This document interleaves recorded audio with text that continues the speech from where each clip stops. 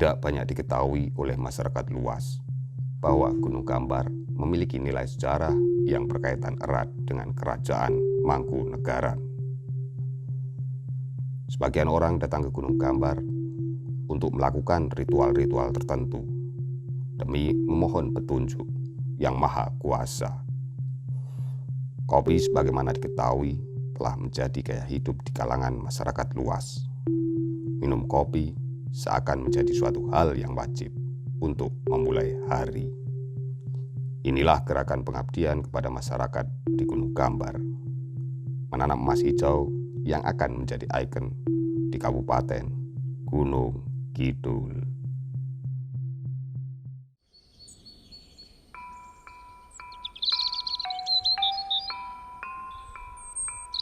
Jadi kalau kita melihat hubungan Gunung Gambar dengan Mangkunegaran itu bisa ditarik pada saat masa sebelum berdirinya Kadipaten Projo Mangkunegaran. Raden Mas Said sebagai pendiri Kadipaten Mangkunegaran, beliau melakukan perlawanan terhadap VOC, mengambil tempat salah satunya adalah Gunung Gambar sebagai titik strategis untuk mengatur perlawanan terhadap VOC tersebut. Raden Mas Said seperti sudah saya katakan tadi adalah pendiri dari Kadipaten Projo Mangkunegaran yang merupakan juga cabang dari Trah Mataram. Jadi perjuangan Raden Mas Said itu telah dilakukan semenjak beliau dalam usia muda. Beliau dilahirkan pada tahun 1725 dan mulai melakukan perlawanan pada usia 14 tahun atau pada tahun 1739. Beliau melakukan perlawanan dibantu oleh pamannya yang juga merupakan ayah mertuanya. Perjuangan ini memakan waktu yang sangat panjang hingga belasan tahun. Namun kemudian berakhir ketika ditandatanganinya Perjanjian Giyanti pada tahun 1755 yang menandai pecahnya kekuasaan Mataram. Namun perjanjian ini tidak melibatkan Raden Mas Said, sehingga menimbulkan kemarahan beliau dan melakukan perlawanan yang semakin intensif terhadap VOC, dan perlawanan ini sangat keras sehingga sampai pihak VOC kewalahan dan memberikan julukan kepada beliau sebagai Pangeran Sambernyowo karena keberanian dan ketangguhannya tersebut. Namun demikian, pada akhirnya atas bujukan saudara-saudaranya, Raden Mas Said akhirnya menyadari bahwa perlawanan ini tidak akan berakhir, dan akhirnya beliau menyetujui untuk melakukan perjanjian perdamaian dengan ditandatanganinya Perjanjian Salatiga pada tahun 1757, dan perjanjian ini menandai berdirinya Kadipaten Projo Mangkunegaran dan mengangkat beliau sebagai raja pertama dengan gelar Kanjeng Gusti Pangeran Adipati Aryo Mangkunegoro ingkang kaping setunggal atau yang pertama.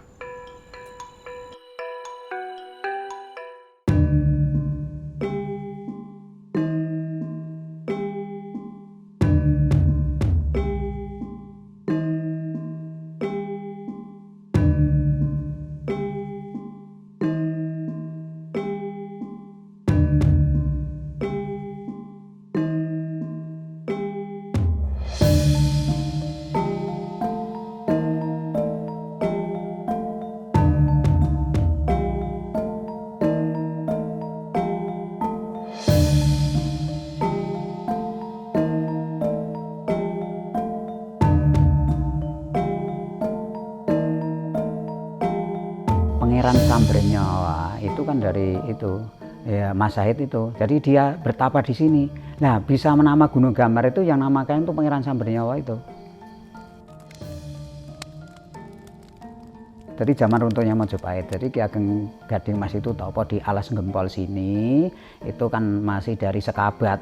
3 hari masih minta dikirim, 3 hari, lalu 7 hari 7 hari, 40 hari, 100 hari, sesudah 100 hari itu bicara besok nak arep ngirim aku, nak wis do bubar panen. Nah, ngirim itu dinakatan zaman dulu, zaman kalau diartikan serada disebut nyadran. Ya sekarang ya biasa saja ya, karena kan tapi ya kalau warga di sini ya itu yang mengikuti jejak. Itu warga kan ya mengikuti. Kalau orang bertapa di sini atau minta perbuatan di Gunung Gambar itu kan tidak ada masalah, biarpun itu dulu itu Hindu dan di sini itu kan ya mayoritas zaman dulu Hindu, tapi kan sekarang ya majemuk gitu loh, ada Hindu ada Islam, tapi kan hidupnya sama saja, tidak ada masalah apa-apa, sangat rukun.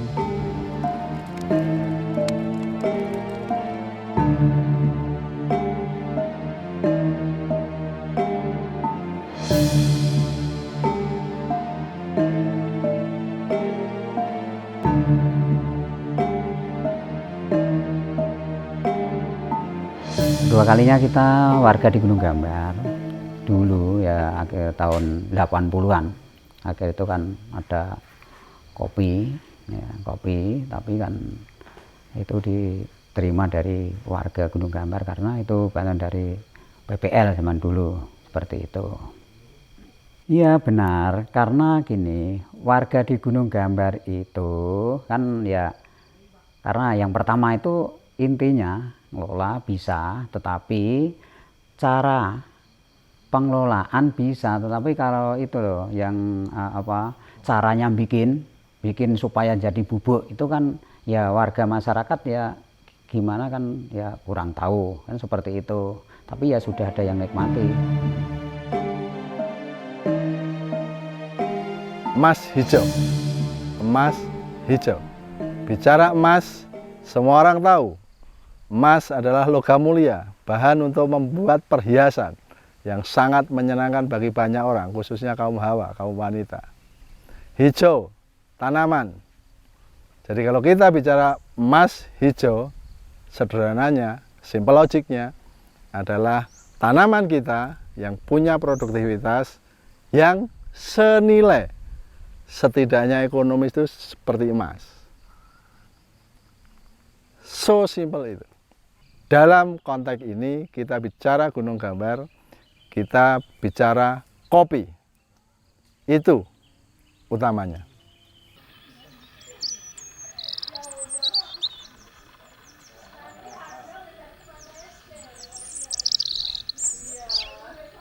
Bicara emas, barang mati. Kalau bicara nilai ekonomi, kita juga tahu.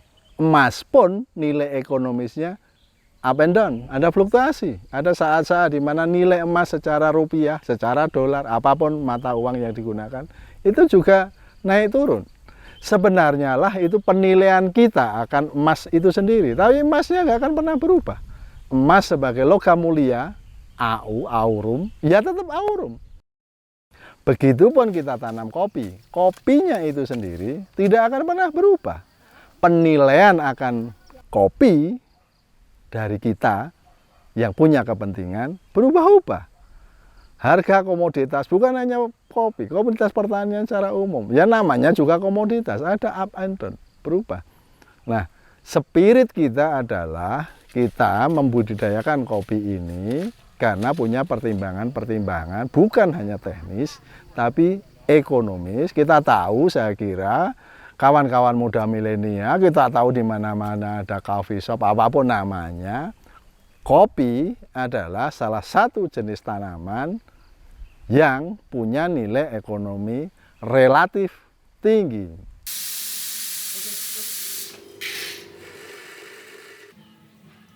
Jadi penggunaan kita ungkapan emas hijau sebenarnya itu ekspresi spirit kita dalam membudidayakan kopi ini, supaya someday ketika tanaman ini sudah memberikan hasil, punya nilai ekonomi yang lebih. Jadi kalau kita beraktivitas, apapun aktivitas kita, kemudian meminjam kacamata kawan lain, dalam hal ini saya sebagai orang agronomi, bukankah kita mengenal ada istilah benefit, ada istilah profit?